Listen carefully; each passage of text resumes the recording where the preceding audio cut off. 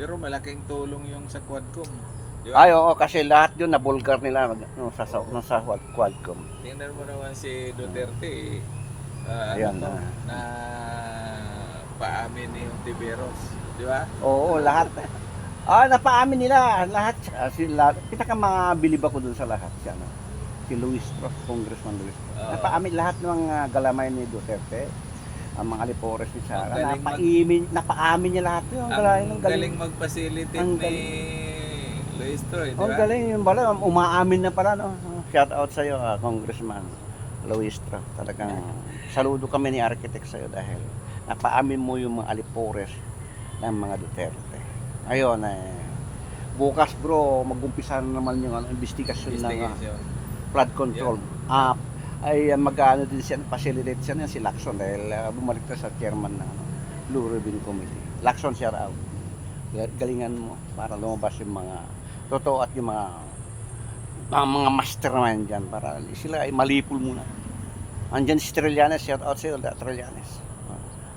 Bukas abangan namin yan ni Architect, panurin ka namin doon. Anong masasabi mo, Architect, kay Lacson yan sa investigasyon nila? Go ahead. Yun, mga idol ko yan noon pa. Si General Lacson at saka si Senador Trillanes. Humahanga ako sa katatagan nila at sa Totoo sinasabi nila. sa talino ng pagtutugis ng mga magnanakaw sa gobyerno. Yan, tama yan. Kaya saludo ako sa inyong dalawa. At saka sa mga iba pa na kasama ninyo katulad ni Senador Attorney Lois Tro. Bilib ako sa iyo. Congressman Lois Tro. Shout out sa iyo, Congressman. Bilib ako sa inyo. Okay, shout out sa inyo. Senator Trillanes, naka 2 points ka na. Digong sa kasi Bato. Ayan, iyak na si Bato. Marami pa susunod yan. Sunod ulit yan si Bongo. At marami pa lahat ng mga Alipores ng Duterte. Hindi ba Lipulin mo sila, attorney Sentre, para matapos na yung mga pagpayag pa rin ng mga Duterte.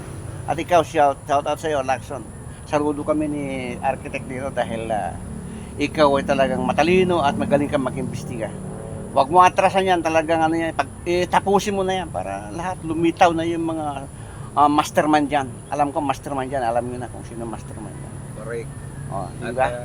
yung Billion ang involved dyan, alam namin.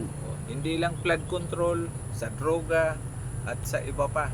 Pugo, Isabong, yan lahat yan. Mga founder yan si Digong. Tama lang na nakulong siya dahil siya founder ng lahat ng krimen na nangyayari sa bansa ng kapanahon. Kaya shout out sa inyo lahat.